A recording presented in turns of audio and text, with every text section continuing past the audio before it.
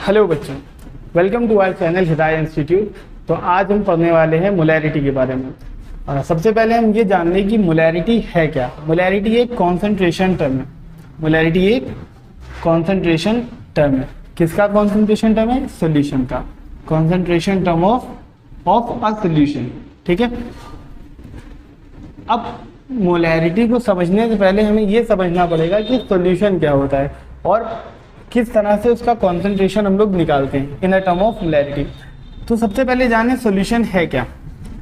Solution क्या है? Solution है a homogeneous mixture, a homogeneous mixture of solute and solvent. Solute और solvent का जो होमोजेनस मिक्सचर है वो क्या कहलाता है? सॉल्यूशन। अब सॉल्यूट क्या है और सॉल्वेंट क्या है इसको बस ब्रीफ में जान लेते हैं। सॉल्यूट क्या होता है? A substance which is to be dissolve, which is to be dissolve. हमको जिस सब्सटेंस को घोलना है वो कहलाता है सॉल्यूट। ठीक है। सॉल्वेंट क्या है? A medium, a medium in which solute is dissolved। Clear है? सॉल्यूट क्या है? वो सब्सटेंस है जिसको हमें डिसॉल्व करना है। सॉल्वेंट क्या है? वो मीडियम है जिसमें हमें सॉल्यूट को डिसॉल्व करना है। फॉर एग्जांपल अगर हम एक एग्जांपल लेते हैं सिरप का, शुगर सिरप का। ठीक है, सबसे इजी एग्जांपल है, इसी पढ़ देंगे। Sugar syrup. तो शुगर सिरप क्या है? शुगर सिरप है सिर्फ वाटर प्लस शुगर। तो इसमें हम डिसॉल्व क्या कर रहे हैं? हम शुगर को डिसॉल्व कर रहे हैं, तो वो हमारा क्या है? सॉल्यूट है। तो यहाँ पर शुगर किसकी तरह बिहेव कर रहा है? As a solute. और किसमें डिसॉल्व कर रहे हैं? जो हमारा मीडियम है। मीडियम क्या है? वो है वाटर। तो ये वाटर हमारा क्या हो गया? सॉल्वेंट। क्लियर है? सॉल्वेंट है वाटर, सॉल्यूट है शुगर। इस तरह से इन दोनों को जब हम आपस में मिक्स करेंगे तो जो हमारे पास तैयार होगा वो कहलाएगा एक सॉल्यूशन। अच्छा, होमोजेनस मिक्सचर लिखने का क्या मतलब था? होमोजेनस मिक्सचर इसलिए लिखा है क्योंकि अगर आप पानी में रेत को या कोई ऐसी चीज डालें जो डिसॉल्व ना हो, सपोज अगर आपने पानी लिया और थोड़ी सी इसमें रेत को मिला दिया, तो रेत जो होगी सैंड, वो पानी में डिसॉल्व नहीं होगी बल्कि उसमें ही नीचे सस्पेंड हो जाएगी। तो उसका मतलब ये कि वो मिक्सचर तो है लेकिन सॉल्यूशन नहीं है। सॉल्यूशन और मिक्सचर का डिफरेंस ही यही है कि जो सॉल्यूशन है उसमें सॉल्यूट डिसॉल्व हो जाता है और जो आइडेंटिटी मिलती है हमको वो या तो वो सॉल्वेंट की ही जैसी होती है। मतलब अगर सॉल्वेंट आपका लिक्विड फॉर्म में, जैसे यहाँ पर वाटर कैसा है? लिक्विड फॉर्म में। ठीक है ना। तो जो सॉल्यूशन बनेगा आपका, इससे जो मिल के ये जो सॉल्यूशन तैयार हो रहा है सिरप, ये भी कैसा होगा? ये भी लिक्विड फॉर्म में होगा। तो सॉल्यूशन की यही प्रॉपर्टी है कि वो सॉल्यूट और सॉल्वेंट मिलने के बाद जो सॉल्वेंट की फॉर्म थी लिक्विड, वही आ जाएगी आपकी सॉल्यूशन की भी फॉर्म। लेकिन मिक्सचर में ऐसा नहीं होता है। जो नॉन होमोजेनस मिक्सचर होते हैं उनमें आपकी दोनों चीज़ें सेपरेबल रहती हैं। मतलब कि आपका सॉल्यूट खैर होता ही नहीं, उसमें दो अलग अलग सब्सटेंस होंगे तो दोनों ही आपको एक साथ देखने को मिलेंगे। खैर, सॉल्यूशन की डेफिनेशन याद रखें, a homogeneous mixture of solute and solvent. Solute क्या है? A substance which is to be dissolve. Solvent क्या है? A medium in which solute is dissolve. ठीक है। अब इसको रब करते हैं और फिर आगे आपको बताते हैं किस तरह से आपको मोलैरिटी निकालनी है। अच्छा, मोलैरिटी से पहले आपको नंबर ऑफ मोल्स पता होने चाहिए कि नंबर ऑफ मोल्स होते क्या है, नंबर ऑफ मोल्स निकालने का तरीका क्या है, फॉर्मूला क्या है। ठीक है, एक मिनट दें। वैसे हमने जो पहले लिख रखा है, आप 1-2 सेकंड पीछे जाकर उसका स्क्रीनशॉट ले लीजिएगा। अब हम आपको बताते हैं कि किस तरह से आपको नंबर ऑफ मोल्स निकालने हैं और ये नंबर ऑफ मोल्स है क्या। ठीक है, सबसे पहले नंबर ऑफ मोल्स। देखिए, हर चीज़ की हर क्वांटिटी को निकालने का एक तरीका होता है, या हर क्वांटिटी को रिप्रेजेंट करने के लिए एक यूनिट होती है। जैसे आप लेंथ को अगर रिप्रेजेंट करना चाह रहे हैं तो आप मीटर में करेंगे, फुट में करेंगे, इंच में कर सकते हैं। अगर आपको वेट को रिप्रेजेंट करना है तो आप कैसे करेंगे? या तो ग्राम या पाउंड्स या किलोग्राम, जैसे मतलब जो वेट की अपनी अपनी क्वान्टिटीज़ हैं। इसी तरह केमिस्ट्री में अमाउंट ऑफ सब्सटेंस जो होता है, अमाउंट ऑफ सब्सटेंस, कोई भी सब्सटेंस हो, चाहे वो एटॉमिक लेवल की बात हो रही हो, चाहे वो मॉलिक्यूलर लेवल की बात हो रही है, तो उसका अमाउंट बताने के लिए जो टर्म यूज़ किया जाता है वो होता है नंबर ऑफ मोल्स। इसको रिप्रेजेंट करते हैं हम लोग स्मॉल n से। इसको निकालने के 3 तरीके हैं हमारे पास, ठीक है। सबसे पहले क्या है, सबसे पहले है गिवन मास, उसका फॉर्मूला जो है गिवन मास अपॉन एटॉमिक और मॉलिक्यूलर मास। अगर आप एटम की बात कर रहे हैं तो एटॉमिक मास लिखेंगे, अगर आप मॉलिक्यूल्स की बात कर रहे हैं तो मॉलिक्यूलर मास लिखेंगे। मतलब कि अगर आपको 20 ग्राम कैल्शियम के नंबर ऑफ मोल्स निकालने हैं तो उसका जो गिवन मास है वो 20 ग्राम है, ठीक। इसको अगर आप लिखना चाहें लिखिए, चाहे तो हटा दें। और मॉलिक्यूलर मास कैल्शियम का होता है 40, एटॉमिक मास सॉरी। तो इसको सॉल्व करने पर आंसर आएगा 1/2, मतलब कि 0.5 मोल्स। कहने का मतलब ये कि अगर आपके पास 20 ग्राम कैल्शियम है, क्या है 20 ग्राम कैल्शियम है, तो वो मोल्स में कैसे रिप्रेजेंट होगा 0.5 मोल्स से, ठीक है। तो एक तो आपका ये तरीका हो गया जो कि वेट से निकलता है। दूसरा नंबर ऑफ मोल्स का तरीका है, अगर आप गैस की एसटीपी पर बात करें, कोई गैस है और वो एसटीपी पर है, तो volume of gas at STP, ठीक है, इसको डिवाइड कराएंगे 22.4 लीटर से, ठीक। अच्छा, इसकी डिटेल जो है कि वो नंबर ऑफ मोल्स इस तरह से कैसे निकल रहा है, ये हम लोग आगे वीडियोस में पढ़ने वाले हैं, तो उसके लिए आप फिक्र ना करें। अभी सिर्फ हमको जानना है नंबर ऑफ मोल्स आएगा कैसे। ज़्यादातर यूज होने वाला फॉर्मूला आपको यही लगाना है, गिवन मास अपॉन मॉलिक्यूलर मास, या फिर एटम है तो atomic mass. In case of gas आप वॉल्यूम ऑफ गैस लिख सकते हैं एसटीपी पर और 22.4 लीटर से उसको डिवाइड करा सकते हैं। क्लियर है? एक मिनट, खैर। और तीसरा फॉर्मूला आपके पास है, शायद जगह नहीं है तो हम इसको रब कर देते हैं, आप इसका स्क्रीनशॉट ले लें तो आपको याद रहेगा। तीसरा फॉर्मूला है, ये एक काम करते हैं, फर्स्ट वाले फॉर्मूले को नहीं रब करेंगे क्योंकि इसका ही काम आने वाला है हमें भी, ठीक। तो थर्ड फॉर्मूला हमारा क्या है, नंबर ऑफ एटम से लेकर, तो जितने भी आपके पास नंबर ऑफ पार्टिकल है, वो एटम भी हो सकते हैं, मॉलिक्यूल भी हो सकते हैं, number of particles upon Avogadro's number.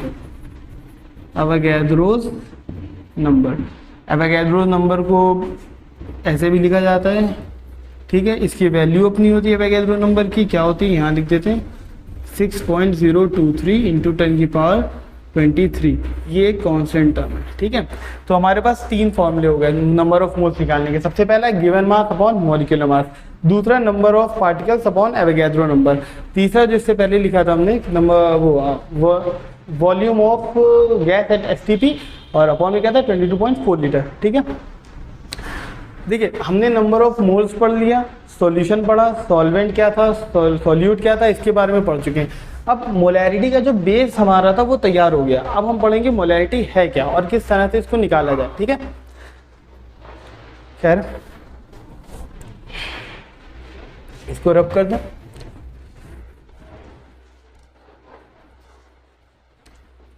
ठीक है। देखिए, अब मोलैरिटी का पहले फॉर्मूला लिखते हैं, फिर एक आध क्वेश्चन करेंगे उसके।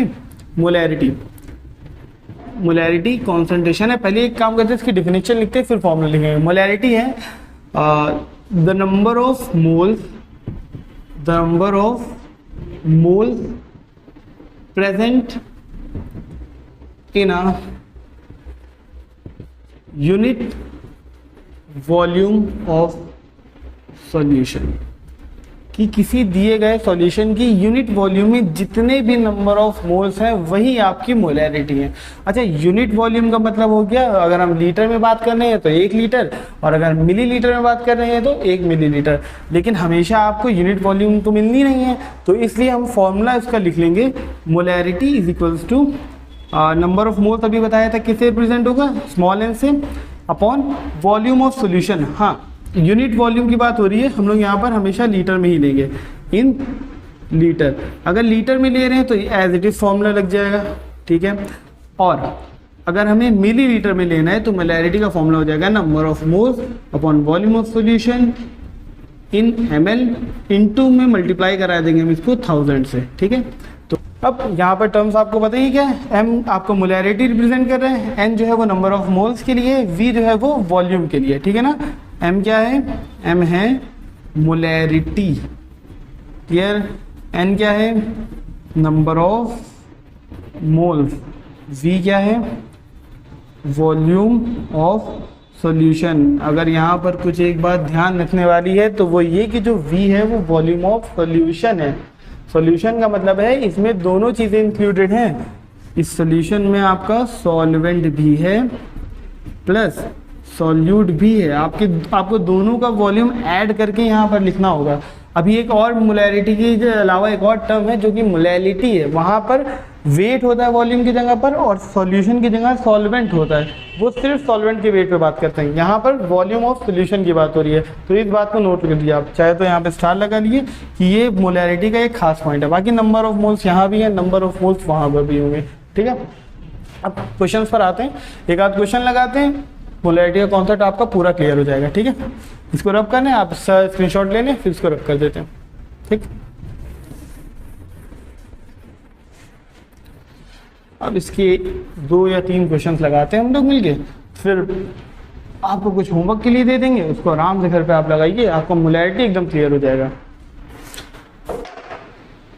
तो चलिए बच्चों, अब हम लगाते हैं मोलैरिटी का एक क्वेश्चन, ठीक है।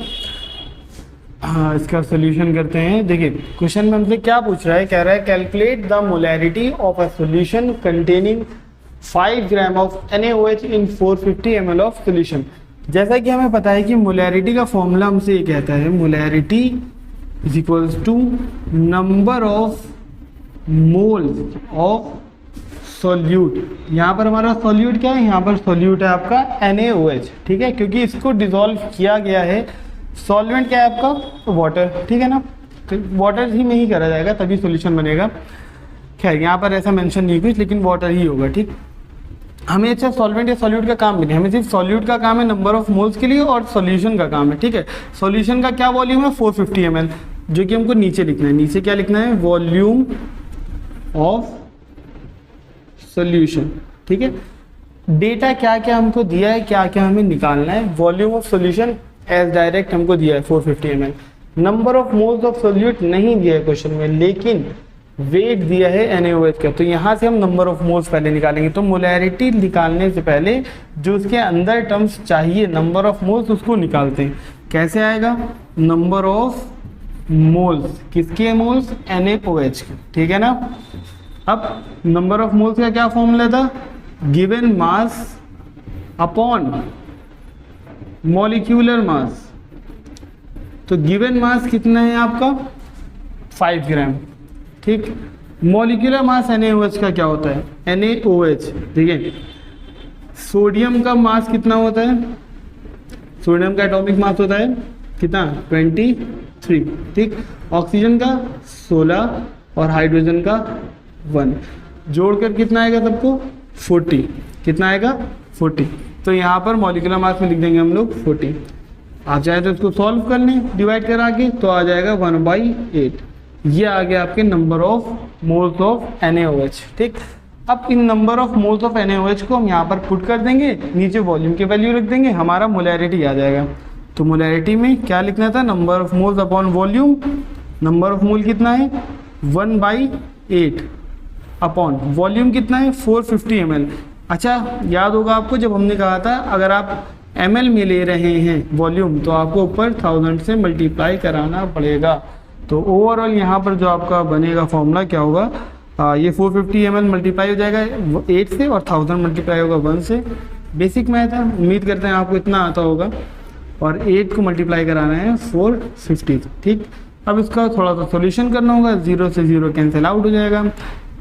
5 2 से इसको आप दोनों को काट सकते हैं, ये 50 बार में जाएगा, ये 4 बार में जाएगा। ओवरऑल आप जब पूरा सॉल्यूशन कर लेंगे तो आपके पास जो आंसर आने वाला है वो हम देख के लिख देते हैं यहाँ पर, ट्रांसमिशन 0.278, ठीक है। आंसर आपका आएगा 0.278 मोल पर लीटर, ठीक है। कैलकुलेशन में अपना टाइम नहीं लगाते हैं, बस खाली इसको आपको इन दोनों को मल्टीप्लाई कराना है और उससे 1000 को डिवाइड कर देना है, ठीक है।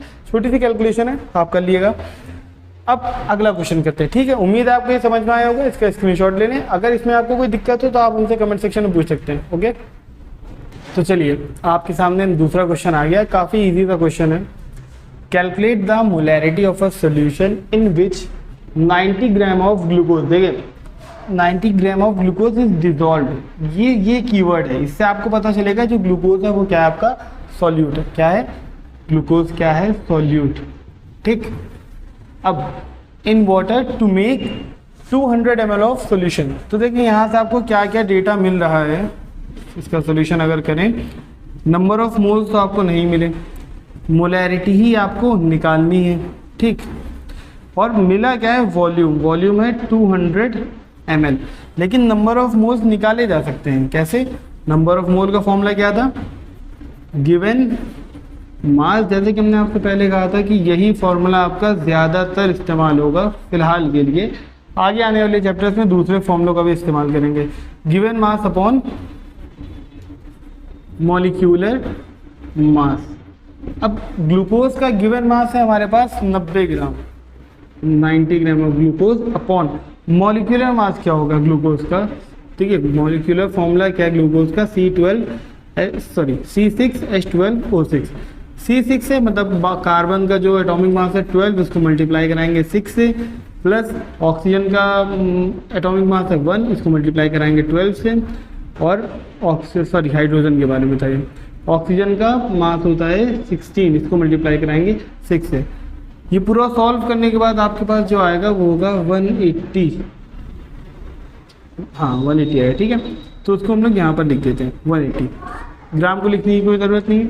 इसको सॉल्व करेंगे, आंसर आएगा 1/2, और इसको डेसिमल में लिख सकते हैं 0.5 मोल्स। तो यहाँ पर नंबर ऑफ मोल्स की वैल्यू आ गई है 0.5। क्लियर है? वॉल्यूम हमको दे के रखा है, सिंपल सा आपको लिखना है फॉर्मूला मोलैरिटी का। Molarity equals to number of moles of solute. ठीक है, number of moles of solute है, टर्म्स ना भूलें, ना यहाँ पर सॉल्वेंट रखना है ना सॉल्यूशन, और नीचे है वॉल्यूम ऑफ सॉल्यूशन। अगर ये ml में है, जैसा कि क्वेश्चन में दिया है 200 ml इन ml, तो आपको पूरे फॉर्मूले को मल्टीप्लाई करा देना है 1000 से और आपका आंसर आ जाएगा। ठीक है, काफ़ी ज़्यादा बोल भर चुका है, हम इसे रब करते हैं और फिर आगे आपको सॉल्व करके दिखाते हैं। फॉर्मूला बताइए, नंबर ऑफ मोल्स की वैल्यू आ गई हमारे पास कितनी? 0.5। वॉल्यूम पता है, मोलैरिटी निकालना है, ये रब कर देते हैं। अगर आपको कोई भी चीज़ नोट डाउन करनी हो तो स्क्रीनशॉट ले लिया करें, वीडियो को पॉज कर दिया करें और आराम से लिख लिया करें, फिर आगे बढ़ें। ठीक है, अब मोलैरिटी कैसे निकालेंगे? Number of moles upon volume. Number of moles की वैल्यू आई है 0.5, वॉल्यूम दिया था 200 ml था, तो इसलिए 1000 से मल्टीप्लाई। क्लियर है? 2 0 से ये 2 0 कैंसिल आउट हो जाएंगे। 10 से जब 0.5 मल्टीप्लाई होगा तो वो 5 बन जाएगा, नीचे का 2 रहेगा। ठीक, 2 से 5 को डिवाइड करा देंगे, आंसर हमारा आ जाएगा 2.5। क्या आएगा? 2.5। ये आ गई आपकी मोलैरिटी। क्लियर है? चलिए 2 क्वेश्चन लगाए, उम्मीद है आपको उसके बेसिक समझ में आए होंगे। एक क्वेश्चन अभी आपको दे देते हैं एज अ होमवर्क, आप उसको लगाएं, और अगर कोई दिक्कत होती है तो आप कमेंट सेक्शन में उसको पूछें। मोलैरिटी के बाद का जो टॉपिक था मोलैरिटी, उसको हम अपनी अगली वीडियो में करेंगे। ठीक है ना?